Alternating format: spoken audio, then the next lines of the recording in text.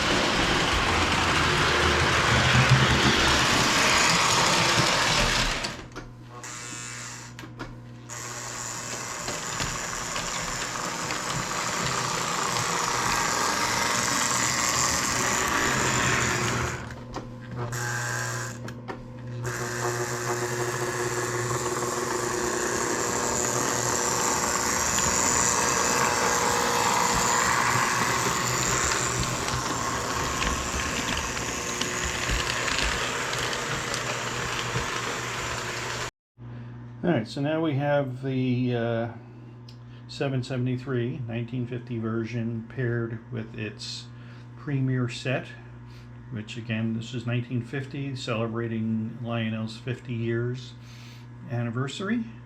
And with this set, the passenger cars were the only year that these cars came with window inserts for people. It was a 1 year only, and it came with the Irvington, Madison, and Manhattan cars. A little side note with these cars, there was never a observation or a true tail end car. It wasn't until the 90s when Lionel again made a reissue and produced a true observation car that matched with this set, numbering it 2026, and there's a little light in the back that is lit up when the car goes around the track. So, but you had to wait to another 40 years to get the observation car that would have went with this set.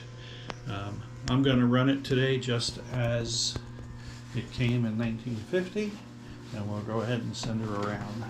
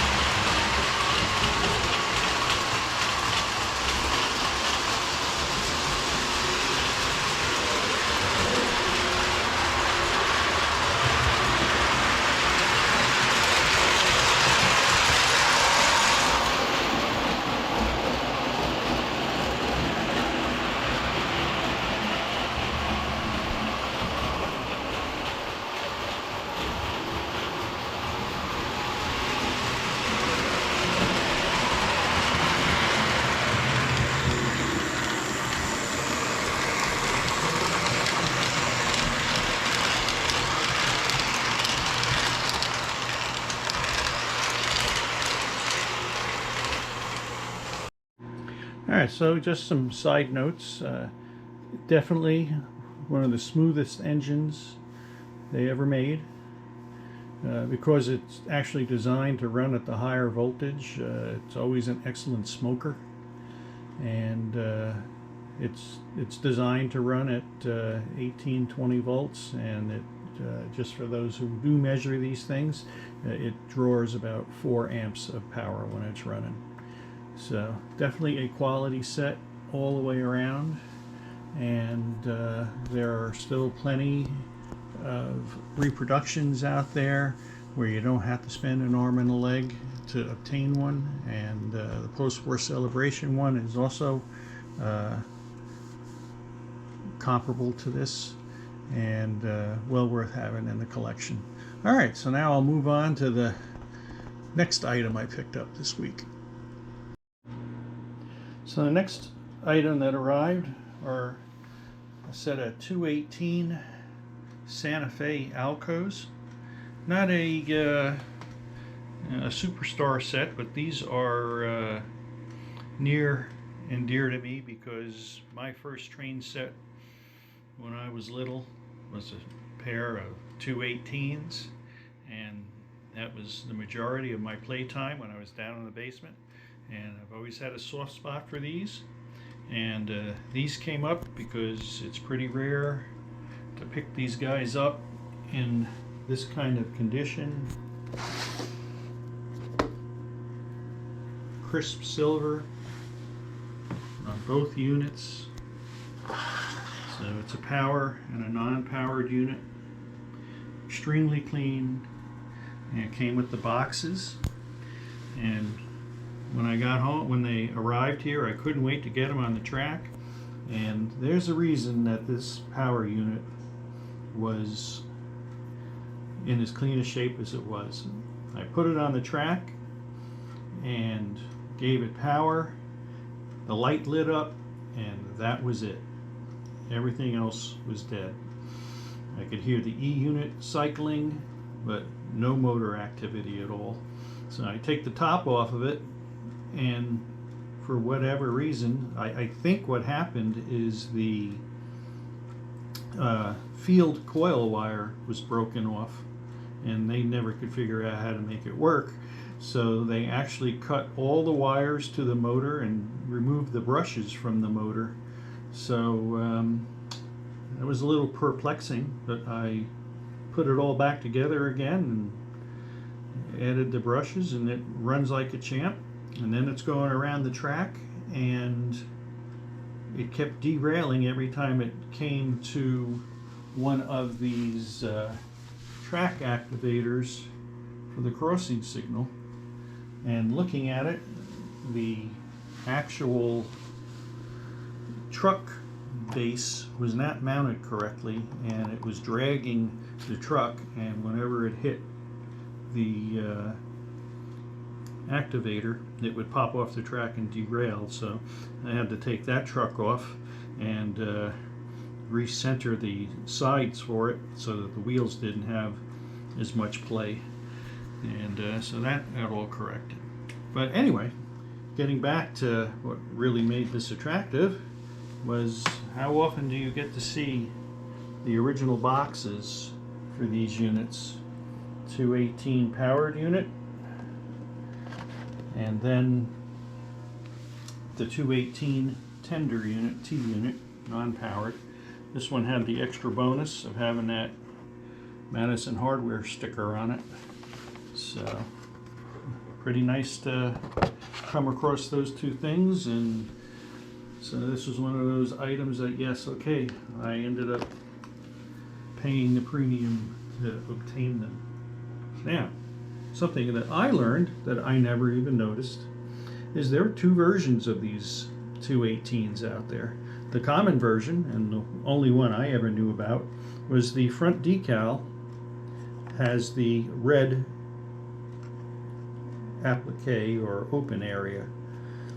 The rarer version, which happens to be this one, is the Santa Fe decal without the red open areas. So it's a solid yellow. So if you can get a set with those, there's usually commands a premium of about $80 to $100 more with the proper decal. Of course, make sure you check it out and make sure it's an original decal. But that's the second set arrival. We'll go ahead and send this guy around. So just one other thing to note, the Santa Fe 218s were the top of the line ones for the alcos, which means they have the horn in a 3-position E unit. The next version was the 215s, which no magnet traction and had a weight inside, still had a 3-position E unit. Then came a, sorry, not 215, 212. They were also made in 215 version and a 220 version. And then much later on they had the same Santa Fe thing, but with a blue nose instead of a red nose. So the 218 was produced throughout all of the runs, even with the other cars. It's just as Lionel started to get cheaper, they started offering them in different versions, always saving money. So anyway, we'll send her around the track.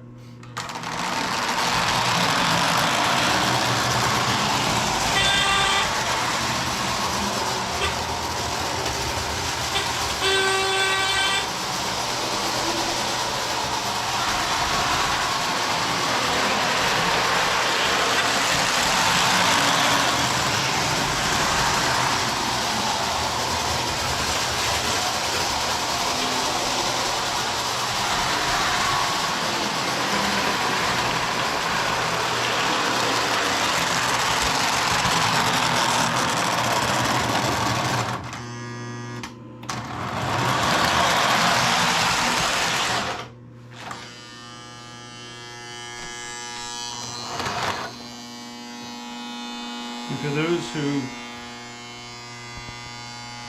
have sharp eyes, you can see I have lights in both of the units. I did add another power truck to the tender unit, so I had a light in both of them. The tender units usually did not come with lights inside. Alright, so now we're going to move on to something that I never really dealt with, and I could not be more pleased with the last set I'm going to show you. Alright, so this is the final acquisition this week. Just like Lionel went through their military phase, making military trains, I never even imagined or even thought about Marx when it comes to military trains. I guess when I was little, the Marx plastic army men were a big thing, and spent a lot of time playing with those little guys, but I never knew they made an army train. I am by no stretch, this is actually the first Marx train I've ever owned I was always familiar with Marx just being lithographed tin plate. I never knew they actually branched out into other areas. And here's one of their later sets, a U.S. Army set. It's a stamped 666 locomotive, and I've seen two versions of the 666 locomotive, so I don't know if that's just a casting they used over and over again, because I know they have different front boiler caps on it. So this one here has the bell and a light in it.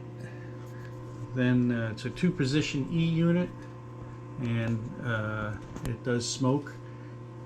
One thing to note with this, at least I can't figure it out, but there is no on-off for the two-position E unit. I wish you could lock it into one direction, so I will probably end up disabling that feature, so I don't have to worry about continuity issues. But anyway, it came with all the cars are plastic now. The engine was die cast.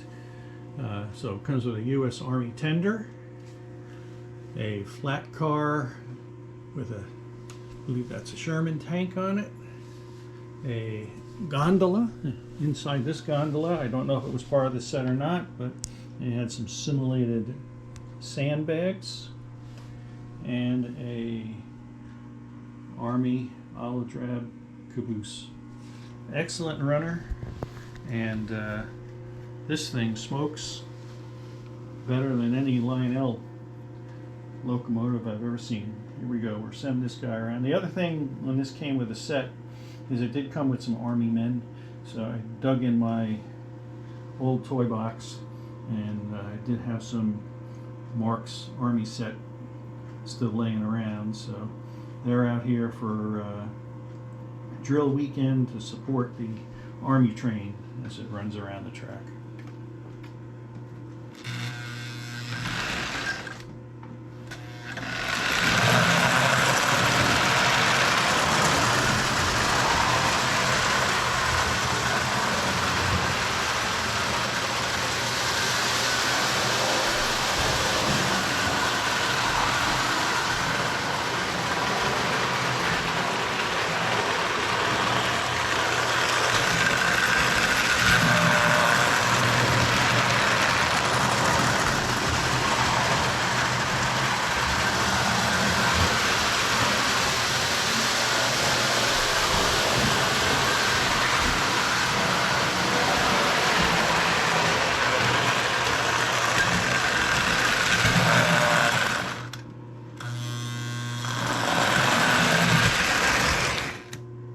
There we go. Gonna end this video here, and hope you all having a good weekend. Have a great day.